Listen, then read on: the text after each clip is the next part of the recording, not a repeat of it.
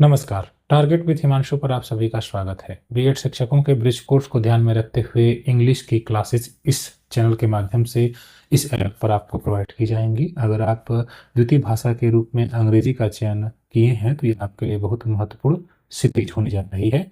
आज की इस वीडियो में सबसे पहले हम अंग्रेजी के सिलेबस को देखेंगे कि एनआईओएस ने क्या निर्धारित किया है आपको पढ़ना है। इसमें मुख्य रूप से 3 भाग में हमारे सिलेबस को निर्धारित किया गया है, बांटा गया है। इसमें जो पहला भाग है उसमें जो हमारी राष्ट्रीय शिक्षा नीति है और जो एनसीएफ है जिसमें फाउंडेशनल स्टेज का और 2023 में जो बनाया गया स्कूल एजुकेशन, इन सब में भाषाई प्रावधान क्या है, इनकी क्या मंशा रही है, इन सबको हमें देखना है, बहुभाषावाद को समझना है। इसके बाद द्वितीय खंड में हमें जो 4 प्रमुख भाषाई कौशल हैं इनका अध्ययन करना है। इसमें सुनना, बोलना, पढ़ना, लिखना, शब्द की पहचान इत्यादि है। इसके बाद तीसरे भाग में आपको यूनिट प्लान, लेसन प्लान और बच्चों का असेसमेंट किस प्रकार से करना है, इससे संबंधित अध्ययन करना है। इस ऐप के माध्यम से रेगुलर आपको क्लासेस प्रोवाइड की जाएंगी और उसके बाद आपको उस क्लास का पीडीएफ उपलब्ध करा दिया जाएगा, जिसका अध्ययन करते हुए आप बेहतर तरीके से अंग्रेजी भाषा को तैयार कर सकते हैं।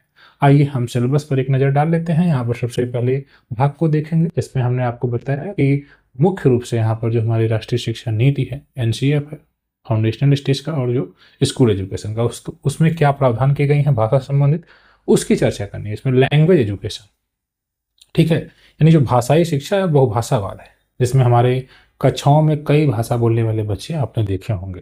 तो इससे क्या फ़ायदा है, क्या हमारे सामने चैलेंजेस आते हैं, इन सब का अध्ययन करना है। दूसरा कि जो द्वितीय भाषा का अर्जन बच्चा किस प्रकार से करता है, सेकेंड लैंग्वेज एक्विजिशन हमको पढ़ना है।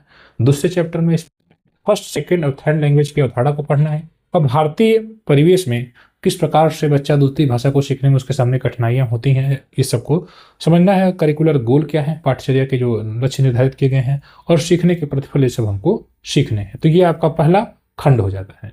उसके बाद दूसरे खंड को देखेंगे तो पेडागोजी एंड रिसोर्सेज में इसमें लगभग 3 से 6 अध्याय आपको दिख रहे हैं। इसमें 4 ब्लॉक अप्रोच है, आप जानते हैं। इसमें हिंदी में भी आप इसी को पढ़ रहे हैं, सुनना, बोलना, पढ़ना, लिखना। इसमें आपको वर्ड रिकॉग्निशन है, बच्चे किस प्रकार से शब्दों को पढ़ेंगे, क्या स्ट्रेटजीज आप लगाएंगे।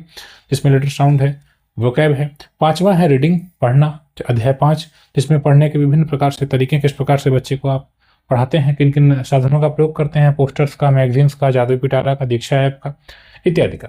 उसके बाद अध्याय 6वां है आपका राइटिंग, जिसमें आपको बच्चे के लिखने के जो कौशल है उसमें विकास करना है, किस प्रकार से बच्चे को आप करते हैं। और स्टोरीज हैं, पोएम, लेटर्स इत्यादि बच्चा लिखता है किस प्रकार से। और इसके बाद जो आपका तीसरा, जैसा कि हमने आपको बताया कि इसमें मूल्यांकन है, यूनिट प्लान वगैरह आपको तैयार करना है, इसका हम देख लेते हैं। इसमें आपको यूनिट प्लान और तैयार करना है, ठीक है। इसके बाद असेसमेंट किस प्रकार से करेंगे, यानी बच्चे के मौखिक भाषा का विकास किस प्रकार से हुआ उसका मूल्यांकन आपको करना है। और रीडिंग का, उसके पढ़ने का मूल्यांकन करना है, किस प्रकार से बच्चा पढ़ रहा है, ठीक। और इसमें राइटिंग, जो उसके लिखने का, और उसी प्रकार से आगे 360 डिग्री, यानी कि समग्र रूप से उसका बहुमुखी जो मतलब चारों ओर से बच्चा किस प्रकार से विकास कर रहा है, मतलब यह है कि संपूर्ण विकास बच्चा किस प्रकार से कर रहा है, उसको बेहतर तरीके से इस प्रकार से करेंगे, उसका अध्ययन करना है, अध्यापक को असेसमेंट करना है, ठीक है। इस प्रकार से आपको इन सब को पढ़ना है।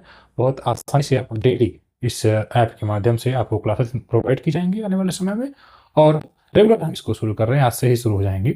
और उसके बाद इसका पीडीएफ आपको ग्रुप में मिल जाएगा, आप इस क्लास को ज्वाइन कर सकते हैं। धन्यवाद।